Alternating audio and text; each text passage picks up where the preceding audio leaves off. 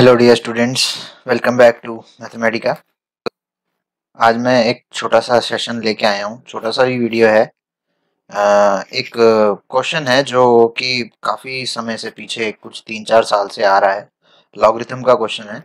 और in case अगर आपको लॉगरिथम नहीं आती है तो भी आप इस क्वेश्चन को कर लेंगे। ज़्यादा कुछ कॉन्सेप्ट यूज नहीं हुआ है लॉगरिथम के, बस चीज़ें याद रखनी है आपको। और रेगुलरली एक ही तरह का क्वेश्चन बार बार आ रहा है और लोग कर नहीं पा रहे हैं इसको, लोग छोड़ देते हैं। तो ये छोड़ने लायक है नहीं, बिल्कुल मार्क्स गेन करने लायक है। और मेरी पूरी पूरी उम्मीद है इस साल भी आएगा, इस बार 2018 के पहले पेपर में या शायद दूसरे पेपर में। अगर पहले में नहीं आया तो दूसरे में पक्का आ रहा है, हो सकता है पहले में भी आए। तो अगर आपको लॉगरिथम सीखना है, और क्योंकि लॉगरिथम का और एक क्वेश्चन भी आता है, तो और जो क्वेश्चन आता है उसके लिए आप डिस्क्रिप्शन में एक लिंक दिया हुआ है, वहां से लॉगरिथम सीख सकते हैं। तो सीधा बढ़ते हैं क्वेश्चन पे। देखिए क्वेश्चन ये रहा, ये आया हुआ है 2016 का। ओके, क्वेश्चन है the number of digits in 3 to the power 30 is n। ठीक है, मतलब 3 की पावर 30 करेंगे तो कुछ ढेर सारे बड़ा सा नंबर बनेगा, तो उसमें टोटल कितने डिजिट्स होंगे। And it is given that log 3 base 10 is value given है, what is the value of n। Okay, तो n की वैल्यू मतलब कितने डिजिट का नंबर होगा। तो देखिए इन क्वेश्चंस को करना कैसे है, ध्यान रखें। 3 की पावर 30 पूछ रहा है ना, हम इसको मान लेते हैं x। ओके, और करना कुछ नहीं है, दोनों तरफ लगा बैठा दीजिए log। ओके, दोनों तरफ बैठाना है log।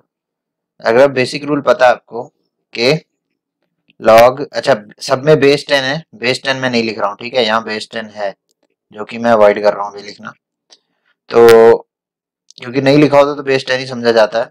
तो मान लीजिए log b की पावर a है, तो इसको a log b लिखा जाता है। ओके, तो याद रख लें 30 इंटू ये हो जाएगा log 3। तो फाइनली हमारे पास आ गया log x is equal to 30 into log 3 की वैल्यू यहाँ गिवन है 0.4771, 0.4771। अब करना कुछ नहीं है, इसको मल्टीप्लाई कर दो। ओके, तो जैसे ही मल्टीप्लाई करने बैठेंगे आप, पहले मल्टीप्लाई कर लेते हैं। 3 721 3 और 412 14313। ओके, 14.313। तो log x आ गया 14.313। बस एक्चुअली वे आपका क्वेश्चन पूरा हो गया है। इसको अगर मैं और ढंग से लिख लूँ ना, देखो यहीं पे आपका हो गया खत्म, 14.313। करना क्या है, ये जो 14 है, ठीक है, इसमें एक ऐड कर दो, तो 14 + 1 15 होता है, और 15 ही इसका आंसर होने वाला है। जब कभी वो नंबर ऑफ डिजिट पूछे तो ये काम करना है, ठीक है। अच्छा, अगर क्वेश्चन जब भी आपको दिखे, आपको करना कुछ नहीं है, आपको इन दोनों को मल्टीप्लाई करना है और कुछ नहीं। आई मीन 30 इंटू यहाँ 3 है, तो इसको log 3 मल्टीप्लाई करना, और log 3 की वैल्यू पहले ही गिवन है, तो 30 इंटू 0.4771 करना है। अच्छा, ऐसा क्यों है, अगर आपको ये जानना है तो ये भी बता दिया जाए।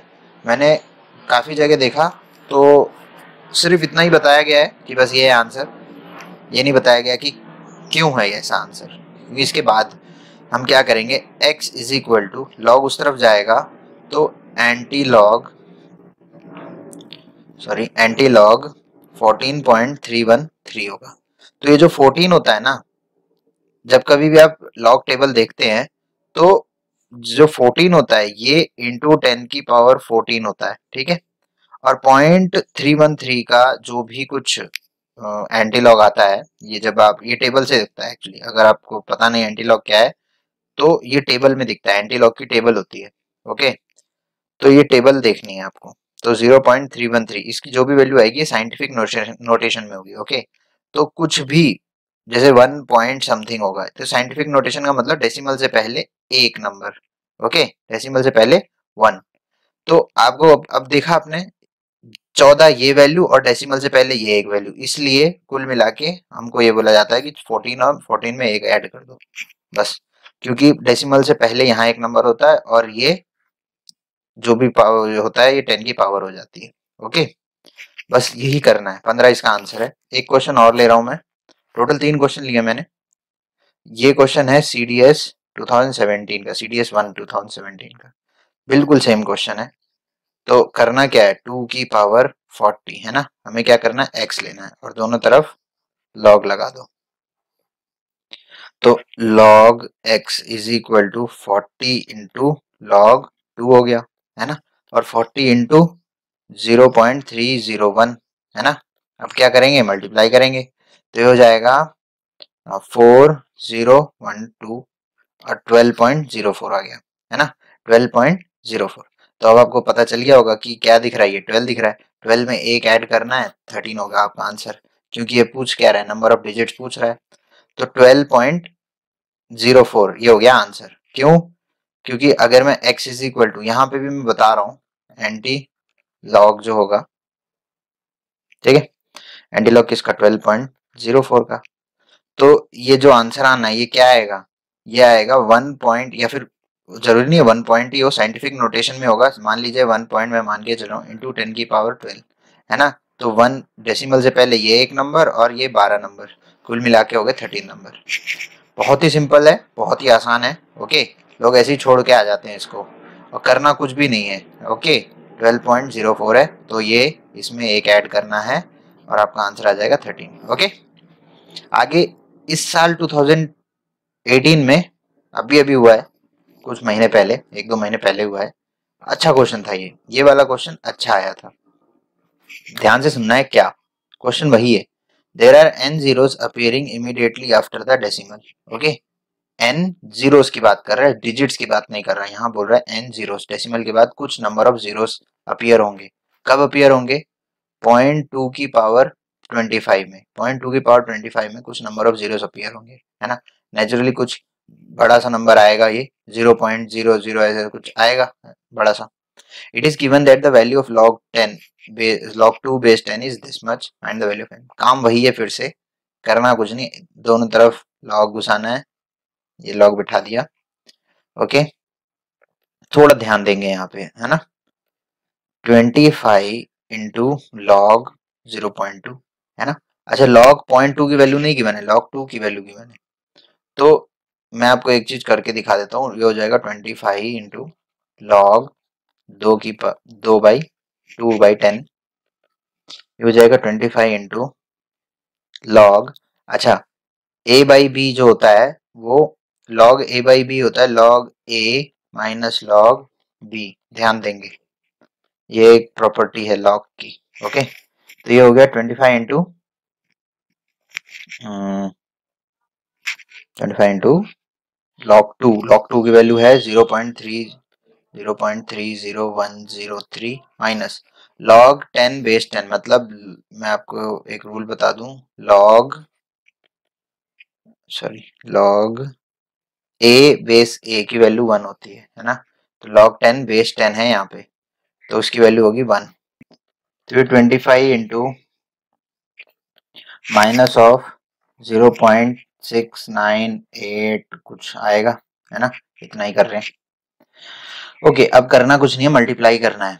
ओके, मल्टीप्लाई करते समय क्या ध्यान रखना है कि जो वैल्यू आएगी वो कितनी आएगी। ओके, माइनस में ही आएगी वैल्यू, माइनस नहीं लिख रहा हूँ अभी, माइनस लिख लो यहीं पर ही,